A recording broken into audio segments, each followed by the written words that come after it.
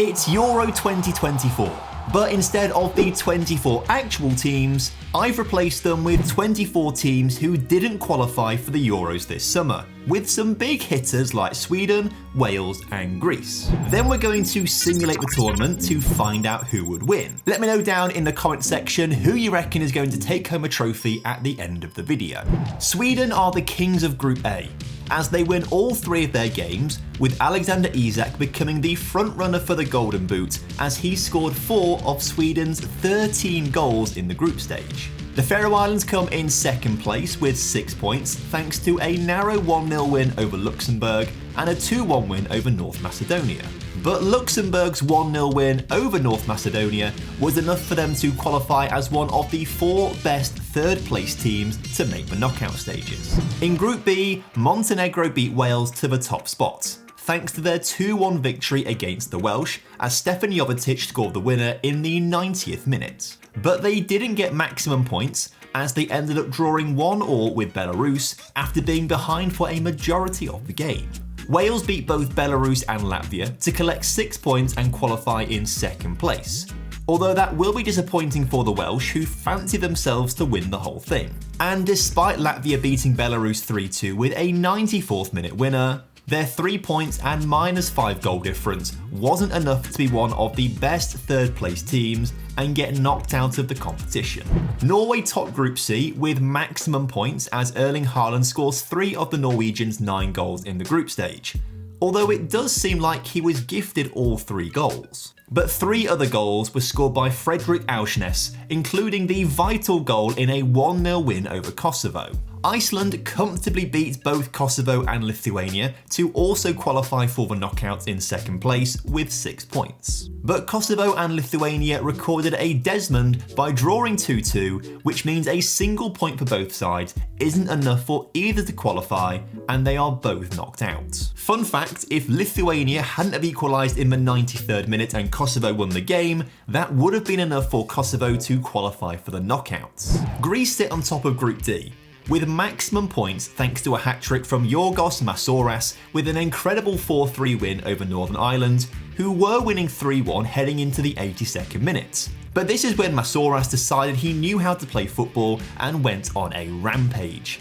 His 3rd goal and the game winner came in the 96th minute of the game, following a huge defensive blunder from Corey Evans, who was subbed onto the pitch just 2 minutes earlier. But Northern Ireland do qualify in second place, with 2 wins and 4 goals from Shane Lavery, who is currently the tournament's joint top scorer with Alexander Isak. And Moldova's 2-1 win over Kazakhstan means they've done just enough to squeeze through and qualify in 3rd place. Group E is a little bit tighter, as Bosnia qualified top of the group with 7 points following wins over Azerbaijan and Armenia. But they could only manage a draw with the Republic of Ireland, who also drew 0-0 with Armenia, but thanks to a huge 6-2 win over Azerbaijan, their 5 points was enough to qualify in second place. And Armenia's 1-0 win over Azerbaijan gave them 4 points and a spot in the next round as they qualify in 3rd place. And finally in Group F, Finland sit ahead of Bulgaria by a single point.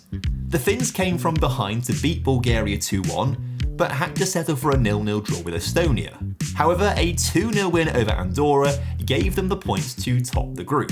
Bulgaria were able to beat Estonia by a 1-0, and then put 3 past Andorra in the final 10 minutes of the game to secure second place. Estonia must have felt unlucky to be sitting on just 1 point, but a narrow 2-1 win over Andorra, after going behind in the game, put them on 4 points, which was enough to qualify as one of the best 3rd place teams and will feature in the knockout stages. Now, more than 24 UEFA nations didn't qualify for this summer's European Championships, so this tournament is based on world rankings, which means countries like San Marino and Gibraltar have missed out. But we do have other videos where they are featured, so make sure you subscribe to the channel to make sure you don't miss those videos.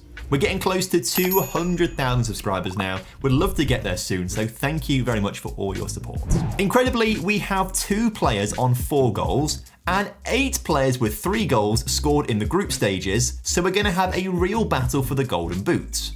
But I did not expect a combination of Northern Ireland's Shane Lavery and 3 assists from Dion Charles to be the most lethal strike force of the tournament. But they're going to have to be at their best if they want to beat the Republic of Ireland in what is going to be the game of the second round. And it starts off with a cracker, as Sweden and Iceland go toe-to-toe for the full 90 minutes.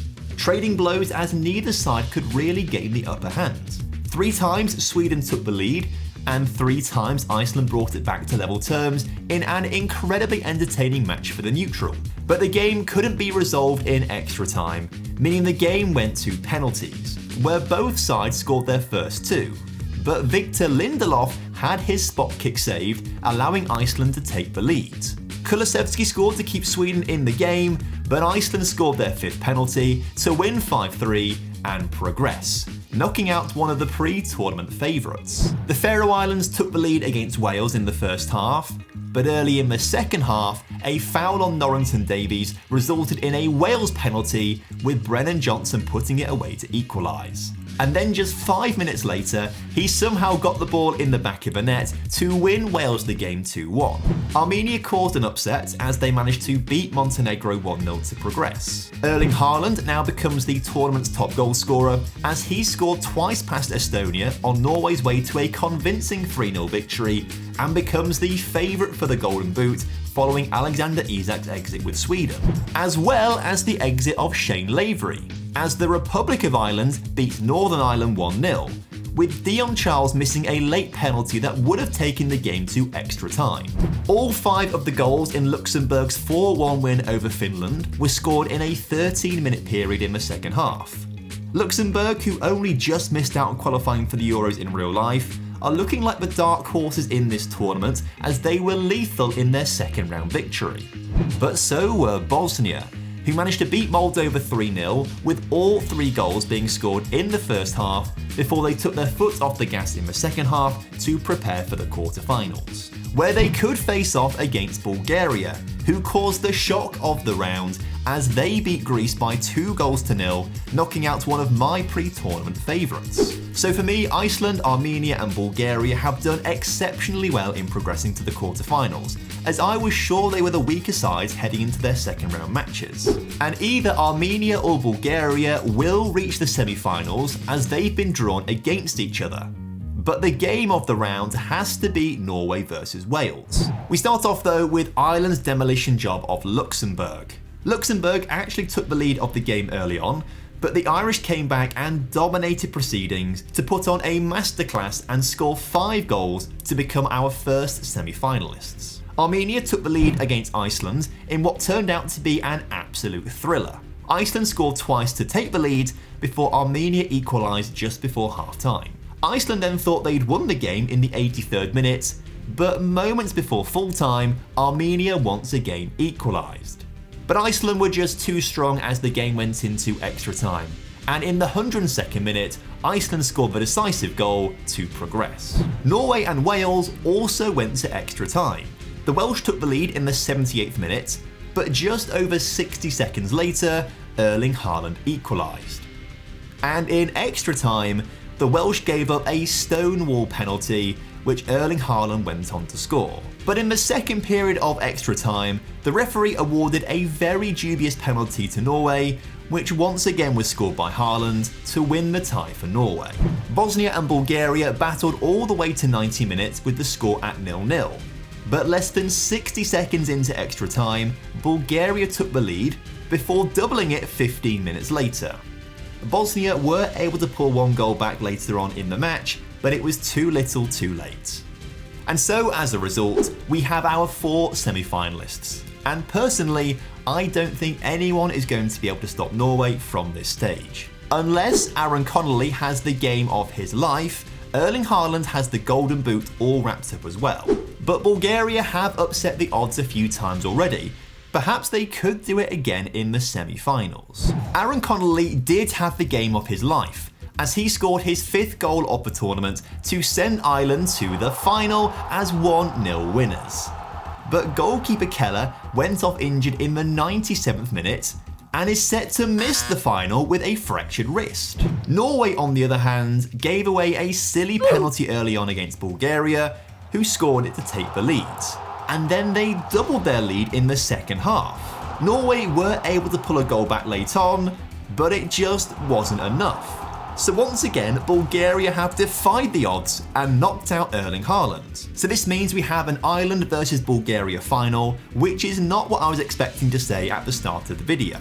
Southampton's Gavin Bazunu comes in for the injured Keller, which is a pretty good replacement. But could Bulgaria cause another upset? Ireland had a chance early on from a free kick, but nothing really came of it. Or the rest of the first half, as neither side fashioned a clear-cut chance before the break. But finally, in the 54th minute, the game gave us a highlight, as Ireland were building down the far side of the pitch. But Bulgaria won it off them and quickly got on the counter, feeding the ball through to their striker, who just squeezed the ball past the keeper to open up the scoring. However, the VAR got involved and disallowed the goal for an obvious offside. And so once again, the game went back to not much happening until the 90th minute when Ireland had a corner. The cross was met by the head of Collins, but was blocked behind by the man on the post. So the final is going to extra time, where Ireland have apparently had 16 shots and a 1.53 XG. It would have been nice if the game decided to actually show us some of those shots. In the 94th minute, Bulgaria's goal kick found their striker, but his shot from distance was eventually comfortably saved. A few minutes later, Ireland had the chance to come forward, but the keeper pulled off an incredible save to deny Evan Ferguson. But from the resulting corner, Connell found the head of Collins at the near post, who gave Ireland the lead and put one hand on the trophy. In the second period of extra time, Ireland found some success with long balls forward, eventually getting it out wide to Sykes, who was wide open, but his shot could only find the post. And then in the 115th minute, Bulgaria were pushing and crossed the ball into the middle, where Duffy was judged to have pushed over Despodov, and the referee gave Bulgaria a penalty. Chotchev had the weight of the world on his shoulders, but he delivered and equalised for Bulgaria, taking the game to a penalty shootout. Chotchev was up first and once again scored from the spot, but Evan Ferguson was also able to score. Kirill Despodov, who won the penalty in extra time, also scored, while Schmozdiks coolly put away his penalty. But Bulgaria had their third penalty saved, which allowed Brown to give Ireland the lead. Luckily for Bulgaria, they did score their fourth penalty, and Connell had his effort saved, bringing the scores back level. Bulgaria scored their fifth penalty, which piles the pressure on Matt Doherty. He has to score, and he does, taking us to sudden death, where Gavin Bazunu pulls off a massive save to put Ireland on the brink of victory. So up steps Dennis Sirkin, who sends the keeper the wrong way and wins Ireland the European Championships, for nations who failed to qualify for the actual Euros. Make sure you subscribe to the channel so you don't miss any more of my Euro 2024 content, and then go ahead and watch this video, where I put all the countries who have never qualified for a European Championships into one tournament to find out who wins. If you enjoyed this video, I know for a fact you will love this one.